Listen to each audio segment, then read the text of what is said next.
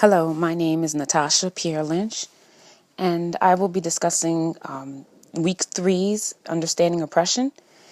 First off, I have enjoyed the feedback from all levels and all groups of people in the class.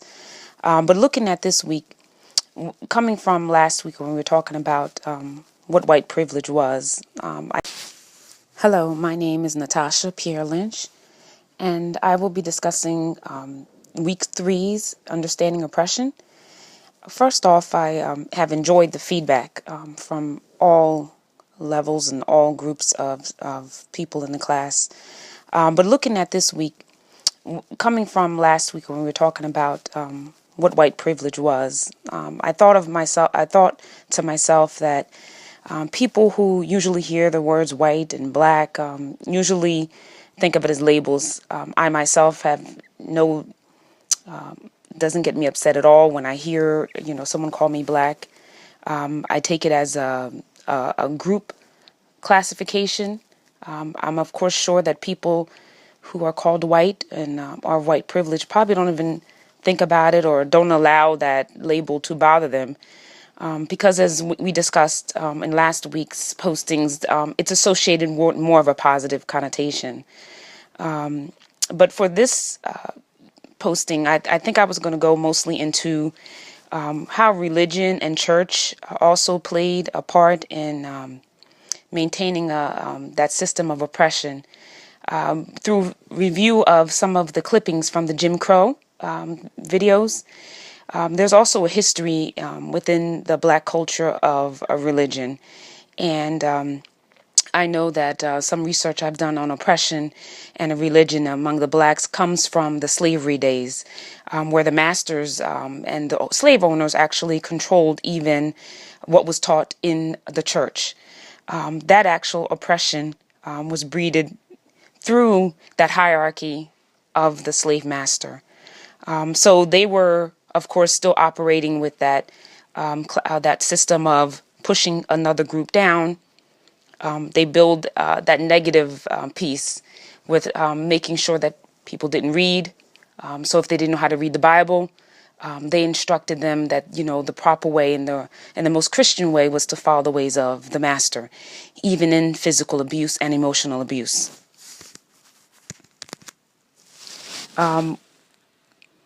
One of the pieces that oppression definitely does is one of the pieces of physical abuse or the physical and emotional abuse piece. One of the things when I looked at the Jim Crow videos was the piece on the physical abuse and the lynchings and the beatings of slaves, the abuse, even when trying to show authority.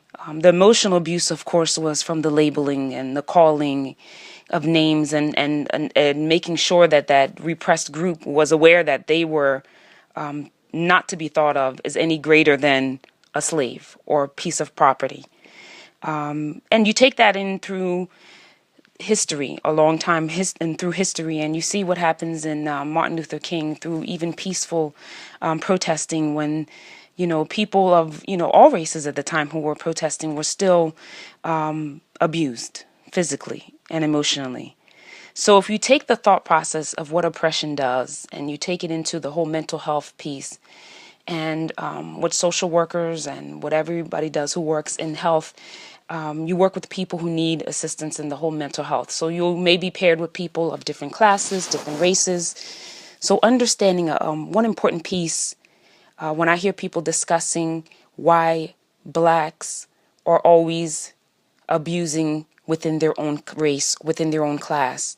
But if you take the simple understanding of what physical and emotional abuse does, for example, if you take the example of a child who watches physical abuse from their father on their mother, statistics have shown, research has shown that there's a high incidence of that same child repeating the same behavior when they become an adult, because that's what they've seen. That's what they've become accustomed to. So you take that understanding among blacks or African Americans or another repressed group, and you see that they, in turn, display what they've seen, display what's been done amongst their group and class. So when they are victims of that same racism, or they're victims of that same behavior of disenfranchisement, they resort back to what they know or what they've seen, what they've known from history, what they've become accustomed to viewing and hearing among stories. I'm not saying that that's the correct way, but I'm saying that in enabling us to understand when we see certain views on a media, or where we see things, when we see a group reacting to a certain way, when a certain group is oppressed, and the only way they've seen themselves behave to escape that, they're going to repeat those behaviors. So I just wanted to express that in the point of how oppression becomes meaningful in behaviors, and how all of us have to be prepared when we're assessing people, talking to people, to relate that understanding and to be able to expose our understanding of that in order to push past it, in order to open up a dialogue, in order for there to be an understanding that you're not there to judge a group and or judge a person by, oh, I didn't expect anything different from that person because, they always behave in that manner.